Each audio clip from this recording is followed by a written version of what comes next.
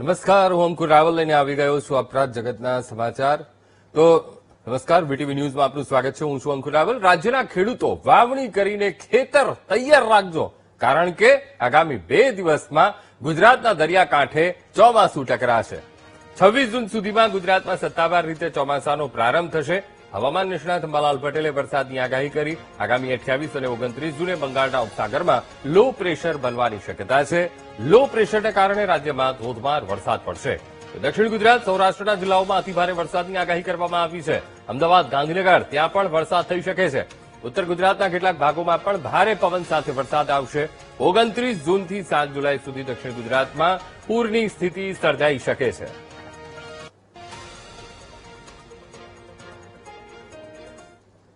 ચોમાસું આવી રહ્યું છે એટલે ધીરે ધીરે ચોમાસું સેચ્યુરેટેડ થાય પછી જ સઘળા ભાગોમાં વરસાદ થવાની શક્યતા રહે.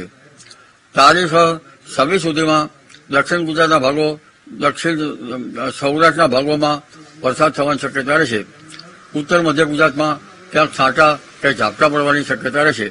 પણ ઉલ્લેખનીય છે કે 28 જૂન અને 29 જૂન આસપાસ બંગાળ ઉપસાગરમાં લો પ્રેશર બનવાની શક્યતા રહેશે, જેના લીધે અને અરબ સાગર પણ સક્રિય થવાની શક્યતા રહેશે, જેના લીધે પશ્ચિમ ઘાટમાં ભારેથી અતિભારે વરસાદ થવાની શક્યતા રહેશે.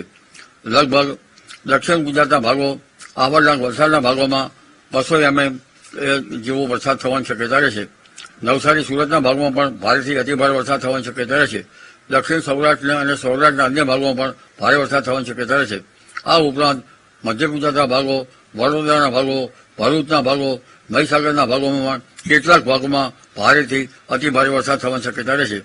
આ ઉપરાંત પંચમહાલના કેટલાક ભાગોમાં પણ ભારેથી અતિભારે વરસાદ થવાની શક્યતા રહેશે. હવે ગુજરાત સૌરાષ્ટ્રમાં આ વખતે ચોમાસું લેટ હતું અને હજુ એ લેટ છે, પરંતુ વરસાદ તો ઘણા ભાગોમાં સારો થવાની શક્યતા રહેશે. જો કે અલ નીનોની અસરના કારણે અને અન્ય અસર કારણે ખંડ વૃક્ષિતો કેટલાક ભાગમાં થવાની શક્યતા રહેશે.